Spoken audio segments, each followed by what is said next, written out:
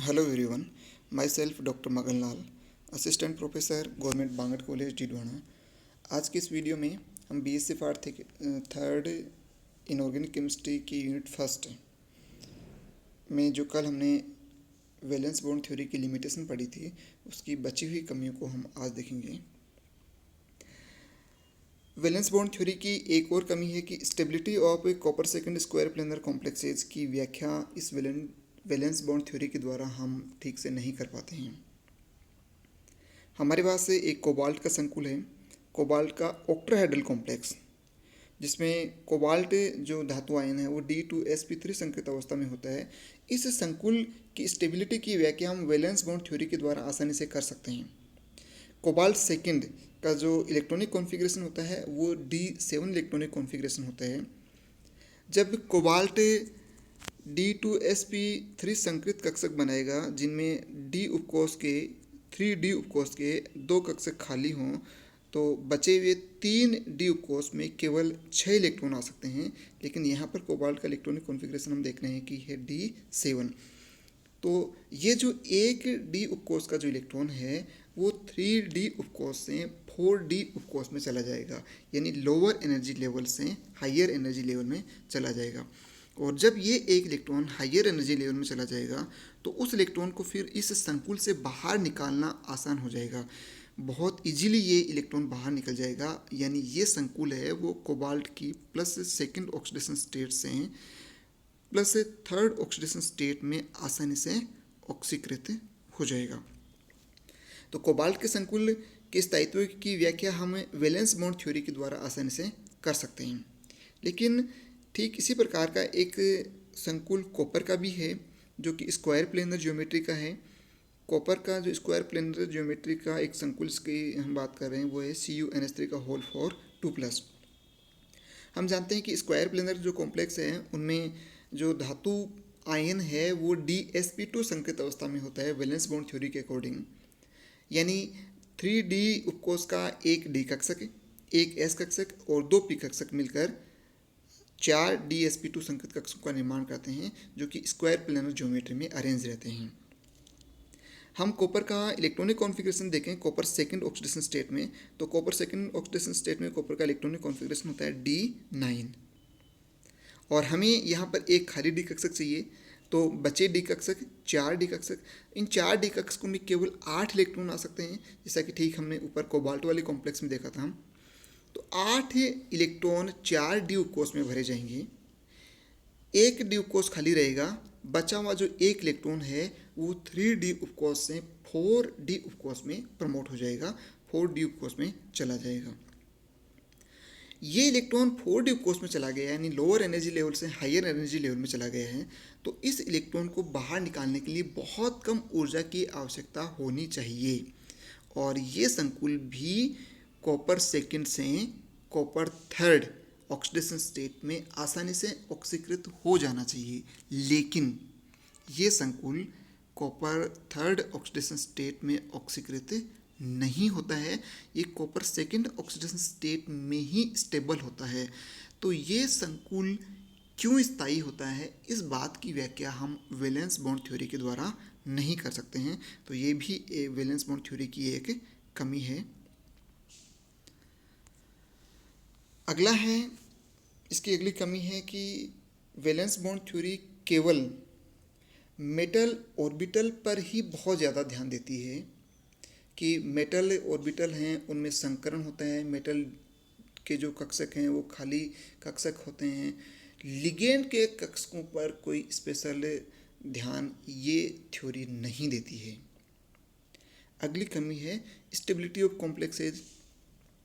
जब हम प्रथम संक्रमण सीरीज के तत्वों जो कि संकुल यौगिक बनाते हैं, उन संकुल यौगिकों की जलीय विलयन में हम स्थायित्व देखते हैं, तो हम देखते हैं कि एक बार स्टेबिलिटी बढ़ती है, फिर बीच में वापस कम होती है, फिर स्टेबिलिटी बढ़कर लास्ट में वापस कम होती है।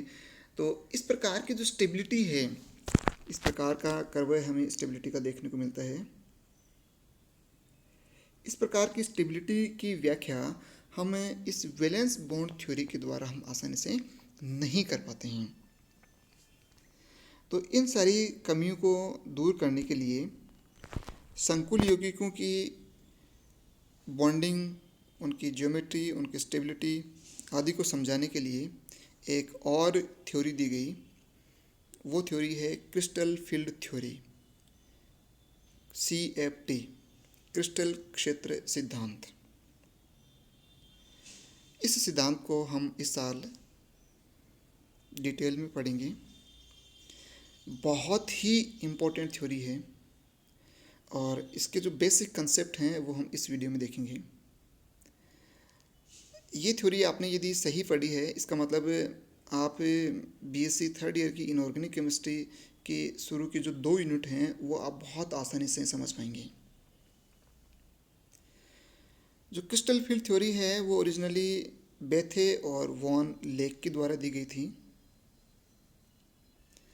इस थ्योरी में जो बेसिक कंसेप्ट है वो ये है कि हम सेंट्रल मेटल और लिगेंड के बीच में प्योरली इलेक्ट्रोस्टैटिक अट्रैक्शन फोर्स मानते हैं। यानी मेटल और लिगेंड के बीच में केवल कौन सा फोर्स ऑफ अट्रैक्शन होता है? इलेक्ट्रोस्टैटिक, स्थिर विद्युत आकर्षण बल ही लगता है मेटल और लिगेंड के बीच। और ये स्थिर विद्युत आकर्षण बल कैसे लगता है कि हम जो सेंट्रल मेटल है उसको तो हम क्या मानते हैं इस थ्योरी में? Point positive charge. लिगेंड को हम मानते हैं पॉइंट नेगेटिव चार्ज। और पॉजिटिव चार्ज और नेगेटिव चार्ज के बीच में केवल स्थिर विद्युत आकर्षण बल लगता है। इस थ्योरी के द्वारा हम संकुलों को इस प्रकार से व्याख्या करेंगे। तीसरी बात है कि there is a no attraction between metal orbitals and ligand orbital. यानी मेटल ऑर्बिटल और लिगेंड ऑर्बिटल के बीच में कोई अट्रैक्शन नहीं है। इसका मतलब इलेक्ट्रोस्टैटिक अट्रैक्शन तो है, लेकिन हम ऑर्बिटल अट्रैक्शन की बात कर रहे हैं। जैसा कि हम कोवेलेंट बॉन्डिंग में देखते हैं कि 2 ऑर्बिटल के बीच में ओवरलैपिंग होती है, अतिव्यापन होता है। तो इस प्रकार की ऑर्बिटल की कोई इंटरेक्शन इस थ्योरी के द्वारा हम नहीं मानते हैं कि लिगेंड के ऑर्बिटल और मेटल के ऑर्बिटल के बीच में कोई इंटरेक्शन नहीं होता है। केवल और केवल इलेक्ट्रोस्टैटिक फोर्स मेटल और लिगेंड के बीच में लगता है। हम जानते हैं कि डी उपकोष में 5 डी कक्षक होते हैं और जब मेटल फ्री होता है यानी उस मेटल से लिगेंड नहीं जुड़े हुए होते हैं तो उन 5 डी कक्षकों की ऊर्जा बराबर होती है। The D orbital on the metal all have same energy. Same energy वाले जो ऑर्बिटल होते हैं हम उनको डी जनरेट ऑर्बिटल बोलते हैं। तो जब मेटल आयन फ्री है, लिगेंड से नहीं जुड़ा हुआ है, उस केस में मेटल का चाहे हम 3D ऑर्बिटल लें, 4D ऑर्बिटल्स लें, 5D ऑर्बिटल्स लें, जो भी इसमें डी उपकोष प्रेजेंट है, उन डी उपकोष के 5 डी कक्षकों की ऊर्जा बराबर होगी, इक्वल होगी। जब ये मेटल आयन लिगेंड के साथ जुड़कर कॉम्प्लेक्स का निर्माण करते हैं तो ligand destroy the degeneracy of orbitals. The orbital now have different energies. जब इस संकुल यौगिक में मेटल आयन से लिगेंड जब आकर जुड़ते हैं तब उन 5 डी कक्षकों की ऊर्जा बराबर नहीं रहती है। जो कि पहले बराबर थी वो अब बराबर नहीं है, वो अलग अलग ऊर्जा स्तरों में विभाजित हो जाती है, विपाटित हो जाती है। तो हम क्या कहेंगे? The orbitals now have different energies. 5 जो डी कक्षक हैं उनकी एनर्जी क्या है? डिफरेंट एनर्जीज हैं। तो ये जो 5 डी कक्षक जब मेटल के साथ बॉन्डिंग बनाएंगे तो उनकी ऊर्जा में किस प्रकार से परिवर्तन आएगा ये हम देखें। इससे पहले हम एक बार वापस रिमाइंड करते हैं कि जो हमारे डी कक्षक होते हैं उन डी कक्षकों की शेप कैसे होती है। तो हम देखेंगे शेप ऑफ डी ऑर्बिटल। हम जानते हैं कि डी ऑर्बिटल 5 प्रकार के होते हैं: D X Y, D Y Z, D Z X, D x square Y square और डी जेड स्क्वायर। इनमें 3 डी कक्षक एक प्रकार के होते हैं और 2 डी कक्षक अलग प्रकार के होते हैं। जो 3 डी कक्षक हैं, कौन कौन से 3 डी कक्षक? डी, एक तो वाई जेड हमने यहाँ पर लिखा है, डी एक्स जेड और डी एक्स वाई। इन ऑर्बिटल की शेप देखो। जो डी वाई जेड है उन ऑर्बिटल में जो इलेक्ट्रॉन की डेंसिटी है वो कहाँ पर है? वाई एक्सिस और जेड एक्सिस के बीच में है। ध्यान से देखो, इलेक्ट्रॉनों की जो डेंसिटी है वो एक्सिस के ठीक ऊपर ने स्थित होकर वाई एक्स और जेड एक्स के बीच में इलेक्ट्रॉन की डेंसिटी मैक्सिमम है, और वाई एक्स और जेड एक्स पर नोडीय सतह प्रेजेंट है, यानी इन दोनों एक्सिस के ऊपर तो इलेक्ट्रॉन पाए जाने की संभावना है वो 0 है। ठीक इसी प्रकार डी एक्स वाई जो ऑर्बिटल है उनमें इलेक्ट्रॉन की डेंसिटी कहाँ पर है, एक्सिस और वाई एक्सिस, इन दोनों एक्सिस के बीच में। ठीक इसी प्रकार डी एक्स जेड जो ऑर्बिटल्स हैं उनकी इलेक्ट्रॉन की डेंसिटी कहाँ पर मैक्सिमम है, एक्स और जेड एक्स के बीच में। तो ये 3 डी कक्षक तो एक प्रकार के हो गए जहाँ पर इलेक्ट्रॉनों की डेंसिटी है वो एक्सिस के बीच में तो अधिकतम है, और एक्सिस के ऊपर एक्सिस वाली जो सीध है उसमें मिनिमम है, वहाँ पर नोडी सतह पाई जाती है। दूसरे प्रकार के जो डी ऑर्बिटल हैं वो 2 डी ऑर्बिटल हैं, डी जेड स्क्वायर और D x square Y square. ये 2 डी कक्षक हैं, वो अलग प्रकार के हैं। डी जेड स्क्वायर में इलेक्ट्रॉन की डेंसिटी है वो जेड एक्सिस पे अधिकतम है और एक रिंग पाई जाती है एक्स वाई प्लेन में। तो यहाँ पर हम कहेंगे कि इलेक्ट्रॉनों की डेंसिटी एक्सिस के ऊपर ज़्यादा है और एक्सिस के बीच में कम है। ठीक इसी प्रकार D x square Y square में इलेक्ट्रॉनों की डेंसिटी एक्स एक्सिस के ऊपर और वाई एक्सिस के ऊपर मैक्सिमम है, और एक्सिस के बीच में नोडी सतह पाई जाती है, वहाँ पर इलेक्ट्रॉन के पाए जाने की संभावना 0 है। तो ये डी ऑर्बिटल्स की शेप है कि हमने 5 डी ऑर्बिटल को 2 भागों में डिवाइड किया है। एक तो वो डी ऑर्बिटल जिनमें इलेक्ट्रॉनों की डेंसिटी एक्सिस के ठीक ऊपर अधिकतम है, और दूसरे वो डी ऑर्बिटल जिनमें इलेक्ट्रॉनों की डेंसिटी एक्सिस के बीच में अधिकतम है। अब हम देखेंगे कि किस प्रकार से इन डी ऑर्बिटल्स की एनर्जी चेंज होती है जब एक फ्री मेटल आयन से लिगेंड आकर जुड़ता है। हम देखते हैं कि किसी भी परमाणु में सेंटर में न्यूक्लियस होता है जिनमें पॉजिटिव चार्ज होते हैं, और इस पॉजिटिवली चार्ज न्यूक्लियस के चारों ओर इलेक्ट्रॉन विभिन्न ऑर्बिटल्स में चक्कर लगाते रहते हैं। जब लिगेंड आकर जुड़ता है मेटल से तो लिगेंड अपने एकाकी इलेक्ट्रॉन युग्म के द्वारा, जो कि एक पॉइंट नेगेटिव चार्ज हम मान रहे हैं लिगेंड को, तो लिगेंड के ऊपर एक पॉइंट नेगेटिव चार्ज है और मेटल के ऊपर पॉइंट पॉजिटिव चार्ज है। तो इन दोनों के बीच में अट्रैक्शन फोर्स लगेगा, लिगेंड मेटल के पास आएगा।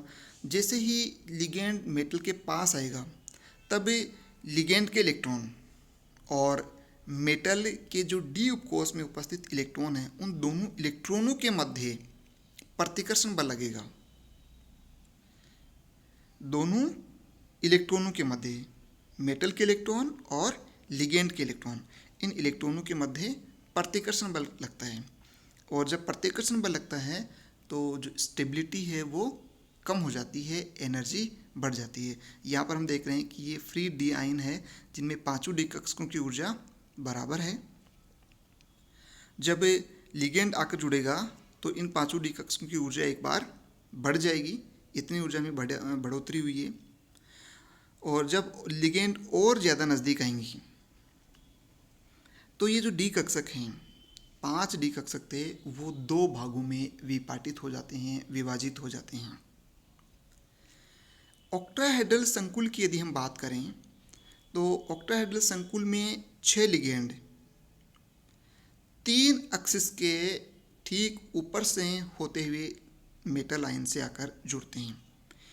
2 लिगेंड तो एक तो प्लस एक्सिस, दूसरा माइनस एक्सिस के ठीक ऊपर, दूसरे प्लस वाई और माइनस वाई एक्सिस के ठीक ऊपर, और फिर 5वें और 6वें लिगेंड प्लस जेड और माइनस जेड एक्सिस के ठीक ऊपर से होते हुए वो मेटल आयन से आकर जुड़ते हैं।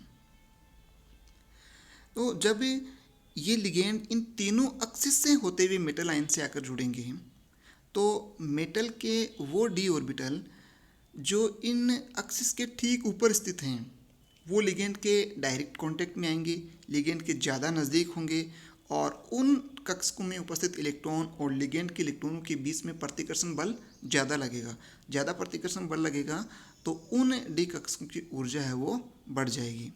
वो जो 2 डी कक्षक हैं जिनकी ऊर्जा बढ़ जाती है, उन दो डी कक्षकों को हम ईजी डी कक्षक कहते हैं।